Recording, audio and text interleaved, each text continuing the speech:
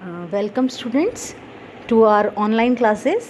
मैं Pooja Sen, VT retail, government senior secondary school Sadiyana Mandi में posted हूँ। तो आज का जो हम ये टॉपिक करने जा रहे हैं वो हमारे 10th के सिलेबस से लिया गया है। ये 4th यूनिट का 3rd सेशन है। इस सेशन का नाम है एम्प्लॉय राइट्स एंड रिस्पॉन्सिबिलिटीज़। तो जैसे कि हम इस टॉपिक की हमने बात करी, ठीक है, सबसे पहले हमने एम्प्लॉयज़ की रिस्पॉन्सिबिलिटी और राइट्स की बात करी, ठीक है। तो सबसे पहले हम उसमें बात करते हैं कि जो भी कोई भी किसी ऑर्गेनाइजेशन में एम्प्लॉयज़ काम करते हैं, उनके अगर कुछ राइट्स होते हैं, कुछ उनको हक मिले होते हैं, तो उनकी कुछ रिस्पॉन्सिबिलिटीज़ भी होती हैं, कुछ उत्तरदायित्व भी होती हैं, कुछ जिम्मेवारियां भी होती हैं, ठीक है। तो सबसे पहले हम बात करेंगे एम्प्लॉयर की, उस ऑर्गेनाइजेशन की या वो जो भी कंपनी है जहाँ पर वो एम्प्लॉय जो है वो काम करता है, ठीक है। तो सबसे पहले हम ये जो हमारा टॉपिक है ये है the firms policies and procedures are usually divided into section covering the following areas. तो कौन कौन से जो एरियाज़ हैं जिसमें इस जो कंपनीज़ की प्रोसीजर और पॉलिसीज़ हैं उनको कवर किया जाता है। सबसे पहले इसमें आती है इंट्रोडक्शन टू द कंपनी, ठीक है। तो इसमें कंपनी की हिस्ट्री आती है, उस कंपनी का जो भी एम्प्लॉयर है उसकी जानकारी आती है कि कंपनी क्या है, उसकी क्या पॉलिसीज़ हैं, ठीक है। तो कंपनी के बारे में पूरी डिटेल आती है। तो उसके बाद जो सेकंड आता है वो है ओरिएंटेशन।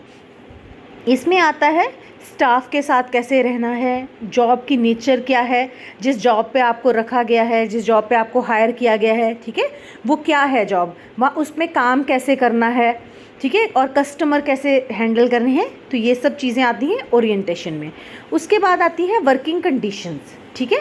तो वर्किंग कंडीशन, आपके जो ऑर्गेनाइजेशन में काम करने की क्या कंडीशंस रहेंगी, ठीक है, क्या कंडीशन रहेगी, आपको क्या बेनिफिट्स मिलेंगे, क्या आपके वर्किंग आवर्स होंगे, ठीक है, आप अपने जॉब के टाइम पे क्या क्या कर सकते हैं, कितनी आपको लीव्स मिलेंगी, क्या आपको फैसिलिटीज़ मिलेंगी, ठीक है। तो ये सारी चीज़ें किस में आती हैं, आपकी वर्किंग कंडीशंस में आती हैं। अगर एक्स्ट्रा टाइम काम करते हैं तो उसका आपको क्या बेनिफिट मिलेगा, या क्या कुछ ऐसे रीज़न्स या ऐसे कुछ आपसे गलतियां हो जाएं जिसके कारण आपको ऑर्गेनाइजेशन से निकाला जाए, है ना। तो ये सब क्या होंगी, उसकी वर्किंग कंडीशन होंगी। उसके बाद जो अगला पॉइंट है ये है वेजेस, ठीक है। इसमें आपके दो चीज़ें आती हैं, एक तो आती है वेजेस और दूसरा आएगा लेबर लॉ, ठीक है। एम्प्लॉयज़ को कितना काम करने का कितना अमाउंट मिलेगा, ये उसके वेजेस रहेंगे, ठीक है। और उसकी सिक्योरिटी के लिए जो भी लॉ बने हैं, जो भी गवर्नमेंट ने लॉ बनाए हैं, वो इसमें वो भी आएंगे, ठीक है, लेबर लॉ भी आएंगे। आपको कितना फिक्स्ड है, आपका रिटर्न में है कि आपको इतने आवर्स काम करना है, और आपकी जितनी भी सैलरी फिक्स होती है, ठीक है, वो आपको पहले फिक्स हो जाती है।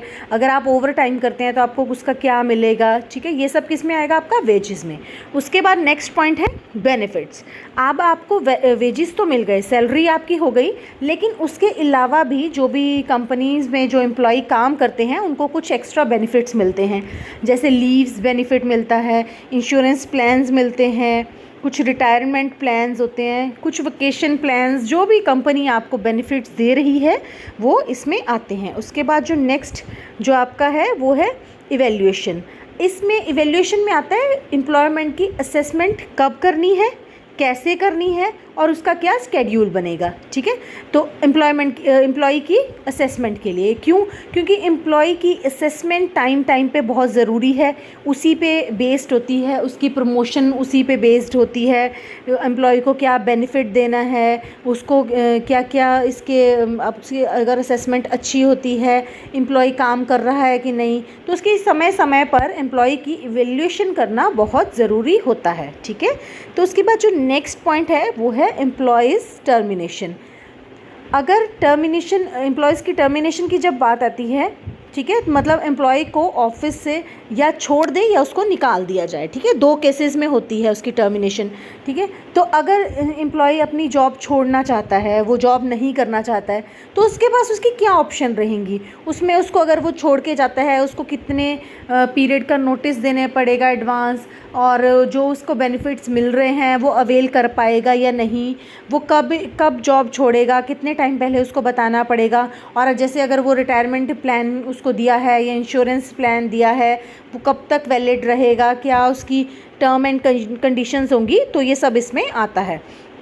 उसके बाद आता है स्टोर सर्विसेज, जहाँ पर आप काम करते हैं वो स्टोर कस्टमर को क्या सर्विसेज दे रहा है, वो इसमें आता है कि स्टोर के द्वारा दी जाने वाली सर्विसेज कौन कौन सी हैं। ठीक है, तो नेक्स्ट जो हम इसमें पढ़ेंगे वो employees right eight work place है। ठीक है, जो एम्प्लॉय है उसके क्या अधिकार हैं। ठीक है, जब भी एम्प्लॉय किसी ऑर्गेनाइजेशन में काम करता है तो उसकी सेफ्टी के लिए, उसकी सेफ्टी के लिए उसको कुछ ऐसे अधिकार दिए जाते हैं, कुछ ऐसे हक दिए जाते हैं, ताकि क्या है वो निश्चिंत होकर काम कर सके। ठीक है, उसके मन में नौकरी को लेके कोई असुरक्षा का भाव ना हो। ठीक है, अगर एम्प्लॉय कहीं पे काम कर रहा है ऑर्गेनाइजेशन में, उसको कोई भी सिक्योरिटी का, कोई सेफ्टी का उसको नहीं है, फीलिंग नहीं आती है, तो क्या है वो काम अच्छी तरह से नहीं कर पाएगा। ठीक है, उसका काम में मन नहीं लगेगा, और जब तक एम्प्लॉय निश्चिंत होकर काम नहीं करेगा तो एम्प्लॉय क्या है अपने ड्यूटी को अपनी अच्छी तरह से कर नहीं पाएगा। ठीक है, तो सभी एम्प्लॉयज़ को अपना अधिकार होता है ऑर्गेनाइजेशन लेने का, पूरा हक होता है कि वो अपने राइट्स जो हैं, अपने अधिकार जो हैं ले सके। तो नॉर्मली जो भी एम्प्लॉयज़ के, ये हमने जो टॉपिक है employees right eight work place.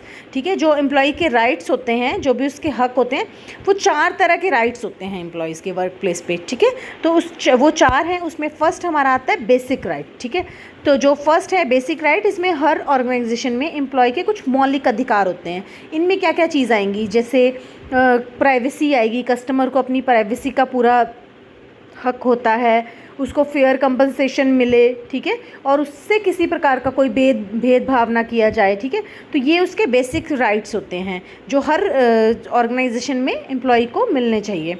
उसके बाद सेकंड जो हमारा पॉइंट है वो है राइट टू प्राइवेसी। ठीक है, तो जब हम प्राइवेसी की बात करते हैं, यहाँ पे आती है जो एम्प्लॉय है उसकी पर्सनल जो भी चीज़ें हैं, जो भी वो क्या है उसको प्रोटेक्ट होनी चाहिए, उसका जो भी डाटा है वो प्रोटेक्ट होना चाहिए। अगर एम्प्लॉय की कोई पर्सनल मेल आईडी है तो उस पर क्या है पूरा एम्प्लॉय का ही हक होता है। ठीक है, तो ऑर्गेनाइजेशन उसमें कोई भी उसका ये नहीं है कि उसका डाटा ले लेगी या वो कुछ इनसिक्योर फील करेगा। ठीक है, तो प्राइवेसी का हक होता है जो भी एम्प्लॉयज़ हैं।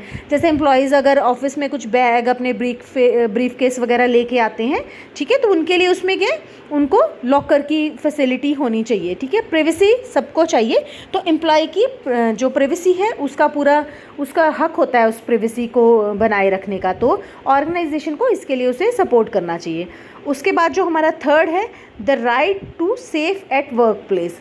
अब पहले हमने जो प्राइवेसी की बात करी, अब हम बात करेंगे वर्क प्लेस पर सेफ्टी की। ठीक है, एम्प्लॉय की काम से संबंधी सुरक्षा की जो भी जिम्मेवारी होती है वो ऑर्गेनाइजेशन की होती है। जब एम्प्लॉय वहाँ पे काम कर रहा है, वो अपनी ड्यूटी कर रहा है वहाँ पे, जो उसके वर्किंग आवर्स होते हैं, उस टाइम में जो भी एम्प्लॉय की जो सिक्योरिटी की रिस्पॉन्सिबिलिटी होती है वो ऑर्गेनाइजेशन होती है। इसके अलावा जो वर्क प्लेस है, जो आपकी ऑर्गेनाइजेशन है, जो आपका ऑफिस है, वहाँ पर आपकी जो भी एम्प्लॉयज़ हैं उनका हेल्थ और हाइजीन का भी पूरा ध्यान होना चाहिए। ठीक है, उसके बाद जो फोर्थ पॉइंट आपका आता है, जो फोर्थ राइट है एम्प्लॉय का, वो है राइट टू इक्वलिटी। एम्प्लॉयज़ के साथ ऑर्गेनाइजेशन में कोई भी भेदभाव नहीं होना चाहिए, चाहे वो भेदभाव जेंडर को लेके हो, कास्ट को लेके हो, या डिसेबिलिटी को लेके हो, नेशनैलिटी को लेकर हो। ठीक है, तो उससे इक्वलिटी का जो है वो हक मिलना चाहिए। ये नहीं है कि जैसे कोई अगर लेडी काम कर रही है तो उसको इस चीज़ के लिए वो किया जाए कि वो लेडी है, जेंट्स हैं, उनको अलग से ट्रीट किया जाए, या कोई आदमी डिसेबल है। ठीक है, तो उन सबको इक्वली जो है उनको लेके चलना चाहिए, उनको राइट मिलना चाहिए इक्वलिटी का। ठीक है, तो ये 4 जो राइट्स होते हैं वो होते हैं एम्प्लॉयज़ के, उसकी ऑफिस में, उसकी ऑर्गेनाइजेशन में। उसके बाद जो हमारा है, अब हमने राइट्स की बात कर ली, अब हम बात करेंगे रिस्पॉन्सिबिलिटीज़ की। अगर आपको कंपनी कुछ राइट्स दे रही है, कुछ हक दे रही है कुछ, तो उसके साथ आपकी कुछ रिस्पॉन्सिबिलिटीज़, कुछ जिम्मेवारियां भी आती हैं आपकी। ठीक है, तो अब जो हमारा टॉपिक है वो employ responsibility in team work है। ठीक है, तो जो ऑर्गेनाइजेशन में जो टीम मिलके काम करती है वहाँ पर एम्प्लॉय की क्या रिस्पॉन्सिबिलिटी होती है। ठीक है, तो इसमें फर्स्ट हम देखेंगे, सबसे पहले परफॉर्म देयर वर्क केयरफुली। जो भी एम्प्लॉयज़ वहाँ पे काम कर रहे हैं उनको अपना काम बहुत सावधानी से, अच्छे ढंग से करना है। ये क्या है, जो एम्प्लॉय है उसकी रिस्पॉन्सिबिलिटी बनती है, ठीक है। सेकंड है observe the agreed upon working hours, ठीक है। जो भी आप वर्किंग आवर्स पे आपकी जो भी काम करने के जो भी आपके घंटे हैं उन पे जो भी आपकी डिसाइड हुआ है, ठीक है, तो उस पे आपको काम करना है, टाइम पर आना है, टाइम पर जाना है, ठीक है। तो वो भी आपकी रिस्पॉन्सिबिलिटी होती है टाइम पर आना, ठीक है। उसके बाद follow the instructions of the management, जो भी मैनेजमेंट प्रबंधन मतलब के द्वारा आपको निर्देश मिले हैं उनको आपको अच्छे से पालन करना है उनका, ठीक है। जो भी आपको आपकी जॉब से रिलेटेड, वर्क प्लेस से रिलेटेड जो भी आपको कुछ ऐसे निर्देश मिलते हैं मैनेजमेंट से, वो सब आपको फॉलो करने होंगे। उसके बाद अगला पॉइंट है decline from activities which compete with those of the employer. कई बार क्या होता है कि जो एम्प्लॉयर होता है आपका, उसका जो कंपटीटर होता है, उससे उसकी जो भी उसकी एक्टिविटीज़ होंगे उससे आपको क्या है कोई भी स्वीकृति नहीं देनी है। आपको क्या करना है, उसको अस्वीकार करना है।